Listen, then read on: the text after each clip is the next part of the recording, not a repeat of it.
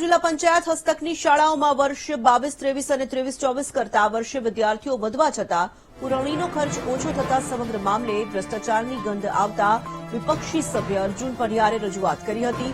જિલ્લા વિકાસ અધિકારીએ રજૂઆતને લઈને તપાસ શરૂ કરતા શિક્ષણ વિભાગના અધિકારીઓમાં ફફડાટ ફેલાયો। વર્ષ 2023-24માં 92,957 જેટલા વિદ્યાર્થીઓએ પરીક્ષા આપી ત્યારે પુરવણીનો ખર્ચ 69 લાખ રૂપિયા થયો હતો અને આ વર્ષે વિદ્યાર્થીઓના વધવા છતાં 29 લાખનો ખર્ચ થયો। આ અગાઉના વર્ષો કરતા પુરવણી ખર્ચમાં 39 લાખનો તફાવત આવતા કૌભાંડ કરાયું હોવાના આક્ષેપ સાથે વિપક્ષી સભ્યે ઉગ્ર રજૂઆત કરી। જિલ્લા વિકાસ અધિકારી મમતા હિરપરા દ્વારા મામલે તપાસ કરવા 3 અધિકારીઓની સમિતિ બનાવી તપાસ શરૂ કરવામાં આવી છે।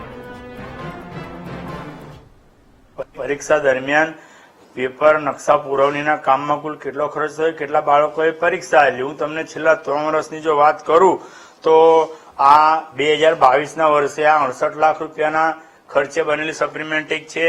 પછીના વર્ષ એટલે 2023માં આ 69 લાખ રૂપિયાના ખર્ચે બનેલી સપ્લિમેન્ટરી છે। આપ જોઈ શકો છો કે કેટલો બધો ડિફરન્સ છે, 50%નો ડિફરન્સ છે। અને ચાલુ વર્ષે આ 29 લાખ રૂપિયાના ખર્ચે બનેલી આ સપ્લિમેન્ટરી છે। એટલે ગયા વર્ષ ને આ વર્ષની જો વાત કરીએ તો 69 લાખ ને આ વર્ષે 29 લાખ એટલે 40 લાખ રૂપિયાનો ડિફરન્સ તો આ વર્ષે જ દેખીને તો દેખાય આવે છે। અને એની પહેલા જે 68 લાખનો બને એમાં પણ 40-42 લાખનો ડિફરન્સ છે। એટલે આજે જિલ્લા પંચાયતના નકશા પેપર પુરવણીના કામમાં 100% ખૂબ મોટો ભ્રષ્ટાચાર થયો છે અને એ ભ્રષ્ટાચારના વાતને આગળ લઈ અને અમે ઉચ્ચ અધિકારીની રજૂઆત પણ કરી છે અને એની યોગ્ય તપાસ થવી જ જોઈએ। તેમણે જિલ્લા વિકાસ અધિકારીશ્રીને ધ્યાન દોર્યું છે અને એના માટે એમને કાર્યવાહી પણ ચાલુ કરી દીધી છે અને જે પણ તપાસમાં નિર્ણય આવશે એ આપ સૌને જણાવવામાં આવશે।